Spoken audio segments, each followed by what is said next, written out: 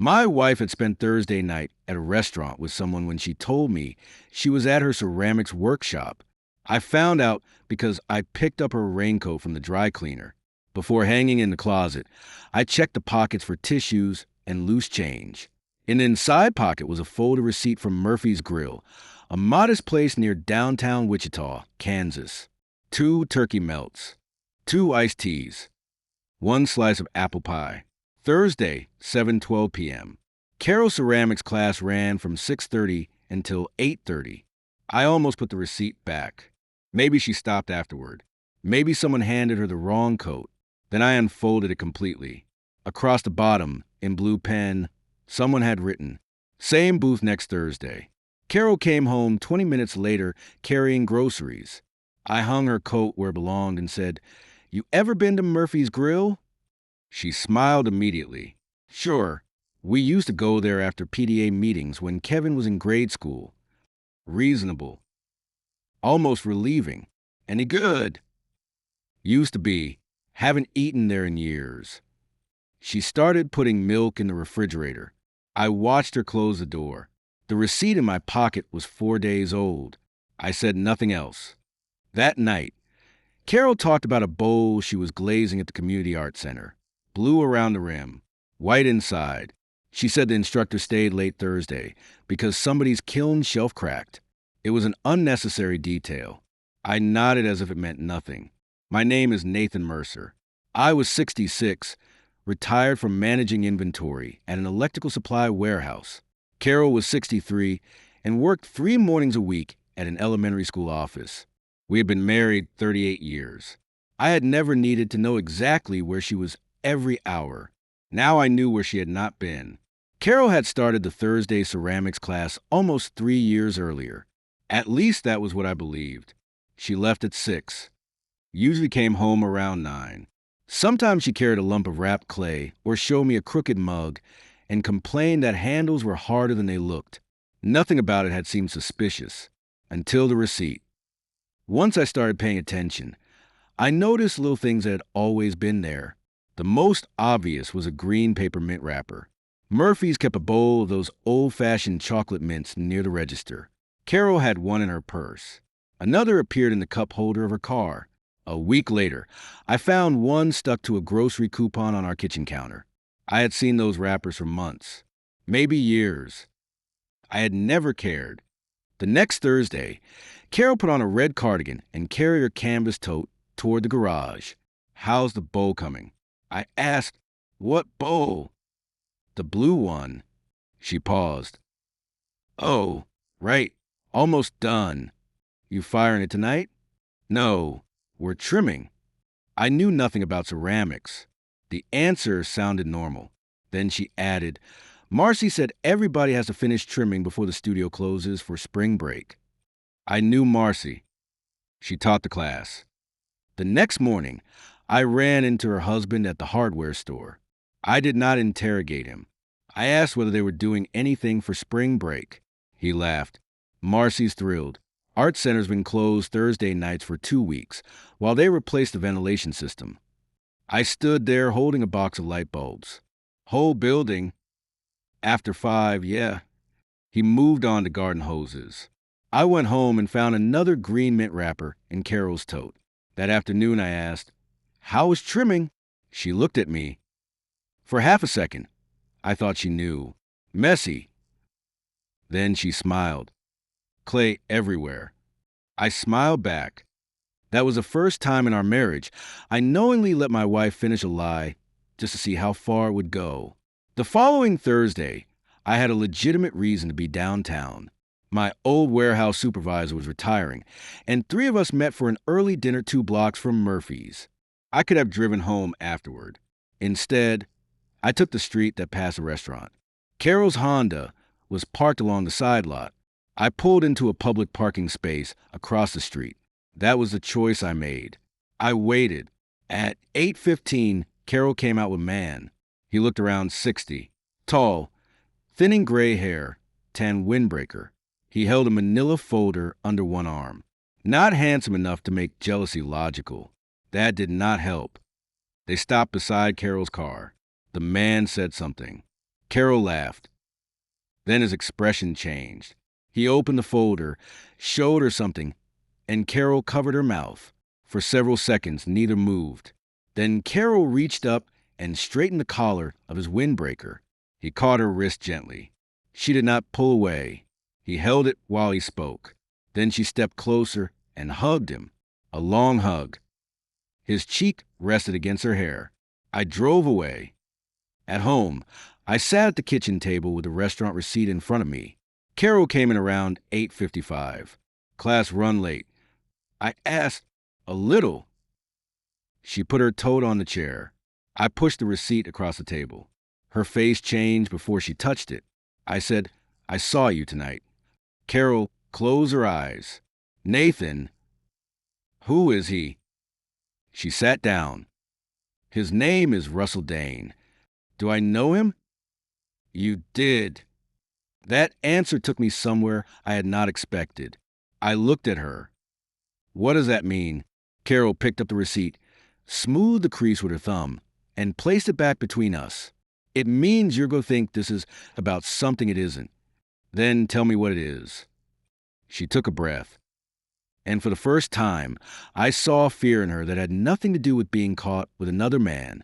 Russell Dane had never been Carol's lover. There had never been an affair. 21 years earlier, Russell had been the treasurer of the Youth Baseball Association, where I volunteered. I remembered him now. Quiet guy, accountant, always carried a clipboard. His son played on the same team as ours. The Thursday dinners had a specific purpose. The association was restarting its assistance program. The new board had asked Russell to reconstruct what happened when the old one collapsed. The records were incomplete. Different volunteers remembered different things. Before contacting former board members, the new board wanted a small fact-finding process. What had actually been promised? To whom? What had been approved? What had only been discussed? Russell had saved fragments of old rosters and payment notes. Carol remembered families from years of running concession sign-ups and registration tables. They met at Murphy's because it was quiet, neutral, and halfway between their homes. Why didn't they just ask everybody who was on the board? I said, that comes later. Why? Because Russell wanted to know what could be established before everybody started defending what they remembered. I understood what she meant. I did not like that I understood. The manila folder contained the last name they had been trying to confirm. That was why Carol covered her mouth. That was why Russell hugged her. The green mints were simpler. Russell took 2 from the bowl after each dinner and handed Carol 1 on the way out. For maybe 30 seconds, everything loosened. No affair. No hidden romance. Then I pointed at the receipt. Same booth next Thursday. Yes. And ceramics? Carol looked away. Not every Thursday. How many? Most of them since January. Why lie? At first, Russell asked me not to involve the old board until we knew what we actually had. And that included me. Yes. Why especially me? She folded her hands. Because you were one of the strongest voices in the meeting. So if I'd told you, you would have called Russell. I started to answer. She kept going. You would have explained why suspending the program was reasonable. You might have called somebody else too. And before Russell knew what had actually been promised, everybody would be remembering the meeting for the argument again. I could hear myself making those calls. That explained the beginning. It did not explain months. I said, after the first few dinners, you could have told me. Carol met my eyes. Yes. Then why didn't you? Because by then it wasn't only about the project. I remember the board meeting. Our son, Kevin, was 13. The league had grown fast and money was tight. One family had received a registration waiver and equipment help for 2 seasons. Then the father bought a used fishing boat. That became the whole conversation. People were angry. Why were we paying baseball fees for someone who could buy a boat? Russell argued that we did not know what the boat cost or why he bought it. I said that was not the point. We're not running a charity where nobody has to explain anything. Carol had been sitting along the wall with other volunteers. She spoke up. It is a charity, Nathan. That's literally what the fund is. I remember feeling embarrassed. I hated being corrected publicly. The meeting ran late. Finally, I moved that we suspend the assistance program until we could create stricter rules. The motion passed. That was how I remembered it. Temporary suspension. Clean up the process. Restart later. Carol asked, "Do you remember what happened in the parking lot?" I did not. She did. Russell came outside carrying a cardboard file box. He told us there were 6 families already expecting help for the next season. He wanted the board to address them before treating the vote as finished. I was putting folding chairs into the trunk of our station wagon. I said, "The vote's done, Russ." He tried again. "I don't remember." You didn't let him finish. A picture returned. Russell beside my taillight, the box balanced against his hip, me closing the trunk harder than necessary. I had said, "If we keep reopening decisions, nothing ever ends." Carol repeated the sentence. Slowly. "What happened to the 6 families? Some found the money, some didn't. That's what these dinners are about." Partly. She looked at me. "One family never came back to the league. I knew there was more." "Whose?" Carol said, "Russell's nephew." Russell's sister had been raising her son alone. The boy wanted to play badly enough that Russell helped with rides and equipment. He had applied for the waiver on her behalf because she was embarrassed. The nephew was one of the 6 families Russell tried to tell me about beside the station wagon. Carol said, "Russell wasn't trying to undo the vote. He was trying to tell you those promises had already been made before we voted. That was the part one had never heard. Russell had told his sister the league would help. After the suspension, he went back and told her it would not. She said not to ask again. Her son played a season in a cheaper recreation league and eventually quit baseball. His life was fine. He grew up, became an electrician, married, had children. No ruined future. No tragedy. Just one promise Russell had given his sister, and then watched disappear from the record." I said, "The vote wasn't mine alone." "No."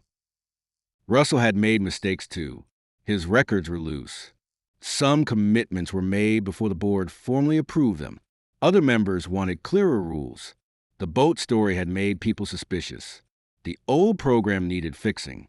What I had done was decide the conversation had ended because the vote had ended. That was different. Carol knew I had not changed much in that respect. The new board's project was not about repaying families 20 years later. They wanted an accurate internal record before launching a new assistance fund, which commitments had been made, why they had not been honored, where the approval process had failed, how to build written criteria, so the next board would not repeat it. Where contact information still existed, they might send a brief acknowledgement to former families. Nothing more. Russell wanted the 6 promises written down somewhere official instead of disappearing, because we had stopped discussing them. I looked at Carol. "When did Russell say I could know?" "About a month in." I waited. "So the rest was you?" "Yes." She did not dodge it. At first I thought keeping it private made sense. After that, I'd already lied. "And you were still angry?" "Yes." 21 years later. Not every day. Her mouth tightened. "But I hated how you treated that vote like it settled what everybody was allowed to remember. So you wanted to prove it didn't." "Some days." She looked down. "And I wanted to finish this without asking whether you thought it was worth doing. That's not exactly fair." "No." "And ceramics? Once I used it twice. Using it again was easier than admitting I'd used it twice. The Thursday meetings had an end point. Russell and Carol had finished the reconstruction. One final dinner. Remained to hand a completed summary to the new board president and answer questions. I picked up the old receipt. "Same booth next Thursday." "That's the last one?" "Yes." The next few weeks were slightly awkward. Carol stopped using ceramics as cover. When the old baseball meeting came up, I sometimes felt the explanation forming before she finished speaking. More than once, I let it die in my mouth. The final Thursday arrived in early May. Carol came into the kitchen wearing the red cardigan. I'm meeting Russell at Murphy's at 6:30. Last one. Yes. What happens tonight? We give the summary to the new board president. She'll stay long enough to ask whatever she needs. I nodded. Carol picked up her purse. On the counter, beside it lay a green mint in its paper wrapper. She must have found it in the bottom of the purse. She picked it up, then paused. You want this? I hate those things. I know. She smiled slightly and set it back down. I'll be home around 8. Okay. She left. I made myself a sandwich. At 7:40, I walked through the kitchen and noticed a household calendar hanging beside the refrigerator. Carol had written next Thursday's entry earlier that day. Ceramics, 6:30. The green mint was still on the counter. I moved it aside to wipe up a drop of mustard. Then I put it back.